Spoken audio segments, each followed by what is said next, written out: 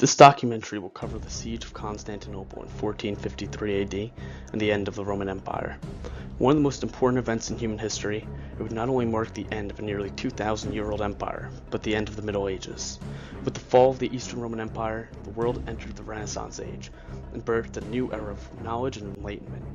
In the final days of the siege, despite being outnumbered 10-1, the Romans of Constantinople put up a courageous defense, with a valiant last stand by their final emperor. The Romans of the classical era would have been proud of the honor and valor demonstrated by their final ancestors. The city of Rome had been founded in 753 BC by a contingent of outlaws and criminals. In the beginning, they fought relentlessly against their Italian neighbors who sought to erase them from existence. Despite facing great adversity, Rome prevailed. Their ingenuity, bravery on the battlefield, and their acceptance of diverse people and ideas allowed them to grow far beyond the small city which they had begun as. Slowly, over the next 600 years, the small republic spread out across Italy and became the rulers of their local Mediterranean area. By the year 117 AD, the Romans had conquered much of their known world and were the clear dominant force in Europe. However, as Rome grew stronger, their tolerance for other people and new ideas dwindled. Generations of corruption and infighting would weaken the empire until it was a shadow of its former self. In the final centuries, constant invasions by displaced barbarians shook the Western world. The empire was forced to divide in two. Unable to obtain dominance on the battlefield, the Romans took to building massive walls around their cities. The barbarian invaders mostly lacked the knowledge and craftsmanship to conduct sieges, and so the Roman Empire was able to persist. This would all change in the 5th century, when Attila and the Huns reached Europe. With their elite cavalry and bowmanship, they were able to consistently best the Romans in open battle. In response, the Romans took to hiding behind their walls. However, unlike the barbarians of Europe, the Huns were skilled in siege warfare and could shatter the walls the Romans become so reliant upon. By 476, the last emperor of the Western Roman Empire departed the lands forever, and the Roman West faded into ethos and legend. But though the West had fallen, the Eastern Empire lived on, and at times even thrived from the capital of Constantinople. Though Attila and many other enemies would seek their destruction, the Romans of the East had something the West lacked: the great Theodosian Walls. In the mid-400s, when Attila marched on Constantinople, his horde merely looked upon the great walls and, recognizing their strength, lifted the siege and turned around. The Theodosian Walls were considered the strongest city walls ever constructed. In reality, rather than being one massive wall, the Theodosian Walls were a complex of 3 separate walls, with each subsequent wall increasing height and strength. These walls were protected by a 20-meter wide and 10-meter deep moat that surrounded the entire city except for a small section to the north. As each wave of enemies overcame one wall, they would be met by a hail of missile fire from defenders on the next. The rest of the city was surrounded by the Mediterranean Sea on 2 sides. These sides were each further protected by a seawall. The final side, the northern side of the city, faced the Golden Horn, which was a narrow strait. This too was protected by seawalls, but it was also protected by a massive chain that could be raised to prevent enemy ships from entering the strait. Truly, Constantinople had earned its reputation as an impregnable city. By 1453, much of the world had changed. The Eastern Roman Empire had outlived its Western counterpart by nearly 1,000 years. Though historians often referred to the East during this time as Byzantium, the people living in the city would have never heard that term. They would have called themselves Romans, and considered themselves the inheritors of the true Western Roman Empire. For after nearly a millennium of war, the Eastern Roman Empire had been reduced to controlling almost no territory. For practical purposes, the Eastern Empire was merely a city-state, based out of Constantinople. The Ottoman Empire had conquered nearly all the land the East once controlled. It was now the clear dominant force in the region. The Ottomans had attempted many times to destroy the city of Constantinople. However, despite their great strength, they were never able to penetrate the city's impressive walls. In 1453, Sultan Mehmed II became the ruler of the Ottoman Empire. On the Roman side of the Bosphorus Strait, the Sultan constructed a great fortress, which demonstrated to the east a clear indication of his intentions to siege Constantinople. His forces then marched through the region and around the city, conquering many Roman forts and driving thousands of refugees to flee to Constantinople. The city's population had dwindled in recent years due in part to an outbreak of plague, due in part to the general economic state of the empire. Constantinople was the seat of Orthodox Catholicism, and in recent years it had found itself at odds with the western branch of Christianity. However, recognizing the great danger that the city was in, the last Roman Emperor, Constantine the XI, sent emissaries to the Pope and to all Western allies, pleading for them to send aid to the city. In a last-ditch effort to secure reinforcements, the emperor even promised to adopt Western Catholicism as his city's religion. However, Western Europe had been bitterly divided by a series of wars amongst its great powers, and they now lacked both the strength and the will to provide aid to the distant Roman Empire. Faith in the Pope was at an all-time low, and even with his backing, there was little aid to be found from Europe.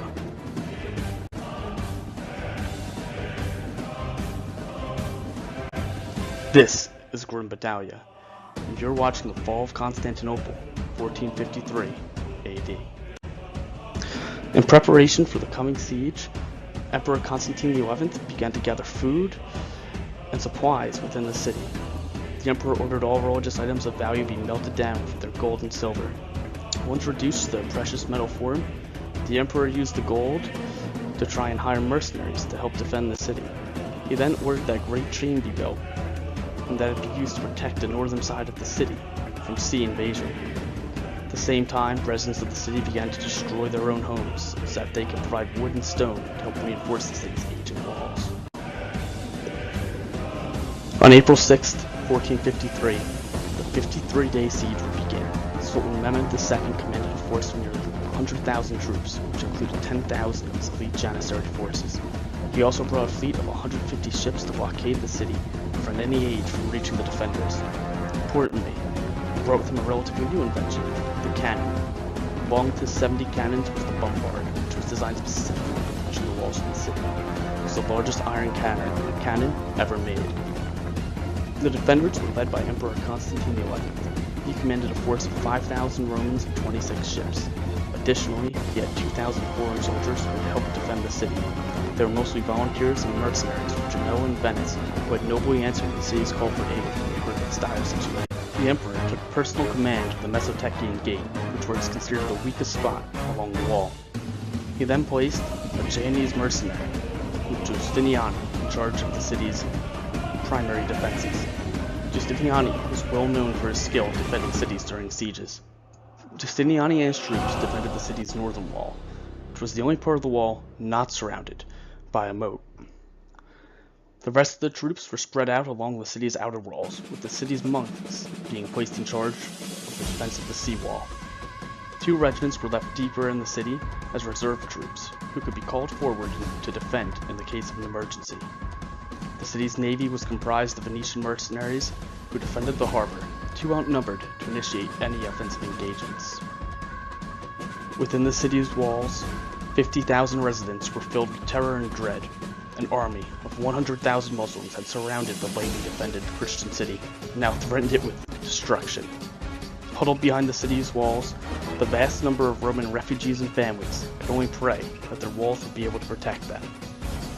They would endure for 50 days while cannon fire, navies, and enemy soldiers relentlessly pummeled their walls. The Ottoman attack would start with a cannon bombardment. Though the cannons were able to reach the city's mighty walls, the cannons were mostly inaccurate and took a long time to prepare and to reload.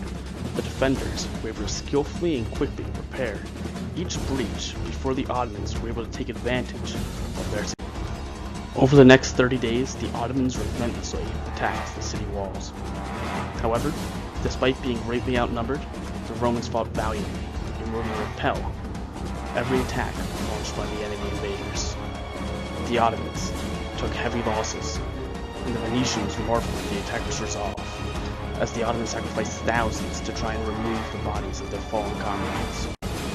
On April 20th, the Romans launched a naval attack on the Ottomans who had blockaded the southern harbor. During the chaos of the attack, a fleet of 4 Venetian ships was able to penetrate the blockade and lend aid to the Roman defenders. The reinforcements bolstered the morale of the defenders and was hailed as a great victory by the Romans. For the Ottoman admiral's failure, the Sultan originally ordered him to be executed, but after hearing of the admiral's personal bravery during the battle, the Sultan decided to spare his life. The Ottoman admiral then decided to conduct a bold move. During the night time, he sailed his ships to the Golden Horn. He then took them upon land and with the use of greased logs, transported them into the Golden Horn, thus circumventing the Great Chain and leaving the defenders completely surrounded. The surrounded defenders were forced to act desperately. They conceived a plot to attack the Ottomans in the Golden Horn with a fleet of fire ships. However, the Ottomans caught wind of this plan and were ready when the Romans attacked. The Ottomans repelled the Roman attackers and sunk many of their ships. As the Roman survivors attempted to swim to land, many were captured by the Ottomans, who then executed the survivors by impaling them on large spikes along the northern side of the Golden Horn.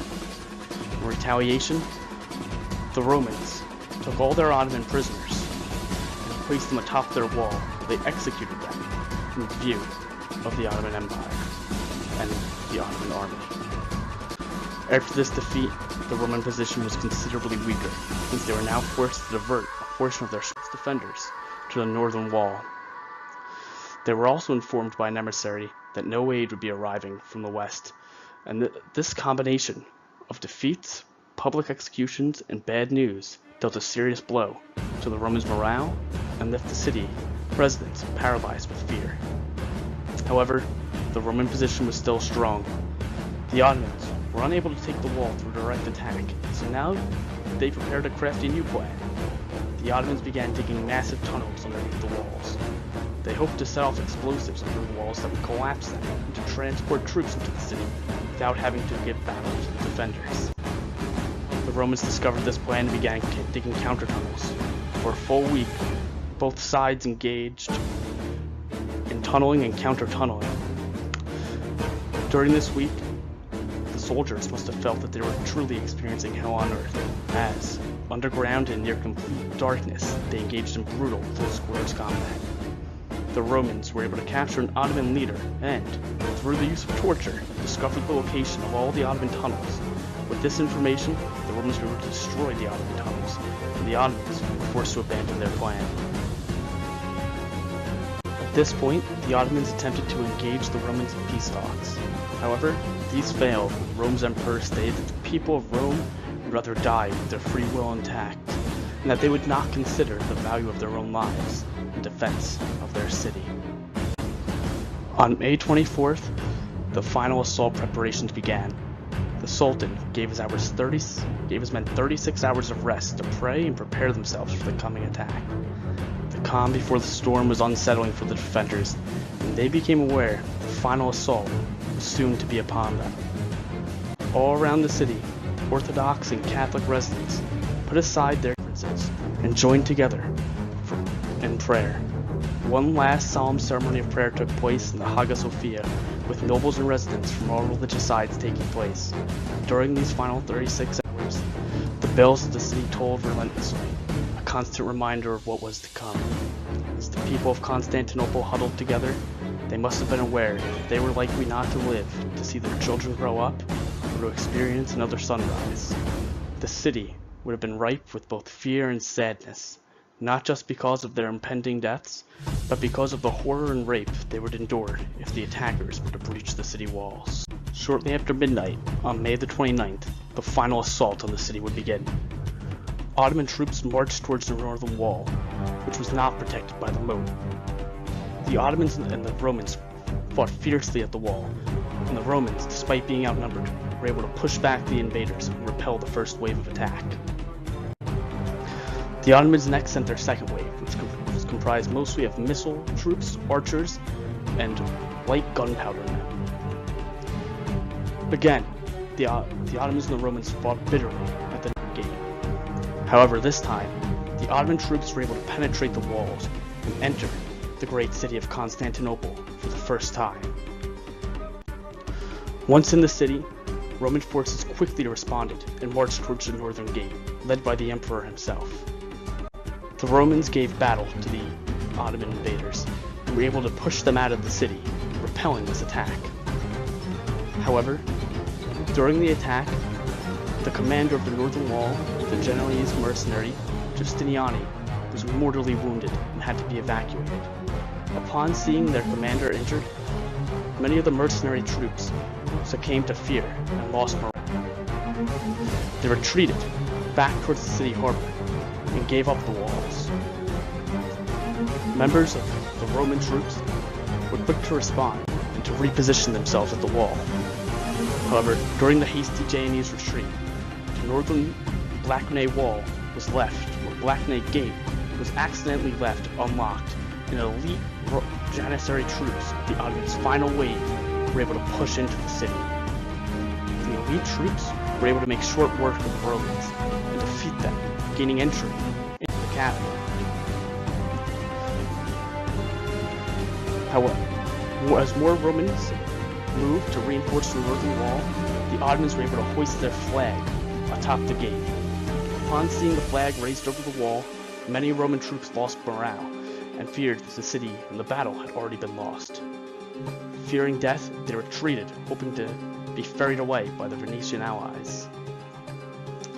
In these final moments, the emperor courageously made a last stand. He tore off his purple regalia and joined his men and his people in the streets to fight in defense of the city. However, fighting valiantly, the emperor was cut down, left to die among his men and his people on the streets of the city.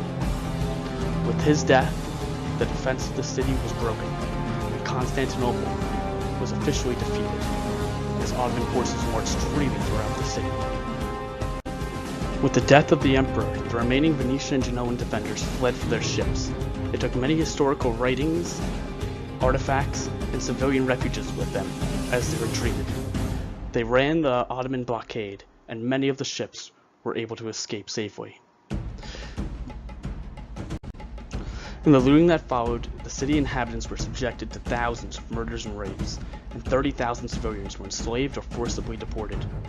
Ottoman casualties are unknown, but they are believed by historians to be very heavy due to several unsuccessful Ottoman attacks made before the siege and the final assault. Barbaro described the blood flowing in the city like rainwater in the gutters after a sudden storm, and the bodies of the Turks and the Christians as floating in a sea like melons along a canal. The advent of gunpowder helped to end the age where great castles could be used to defend lands. With this defeat, the 2,000-year-old Roman Empire came to an end. However, out of its death, a new age of enlightenment would begin. The Venetian mercenaries took thousands of important texts and writings with them when they retreated. Among them were such famous writings as the Iliad and the Odyssey, and writings about classical Roman history. The reintroduction of these texts to Europe birthed a renewed interest in their ancestry and helped the world to climb out of the perilous Middle Ages. If you liked this video, please leave a comment, subscribe, and leave me a like. It'd be really helpful, and if you have any criticisms or any comments, I would love to hear them. This is my first video, and I love to have the opportunity to make more, and any feedback would be greatly appreciated. Thank you all for watching. I hope you learned something new, and I hope you enjoyed the video. Thank you.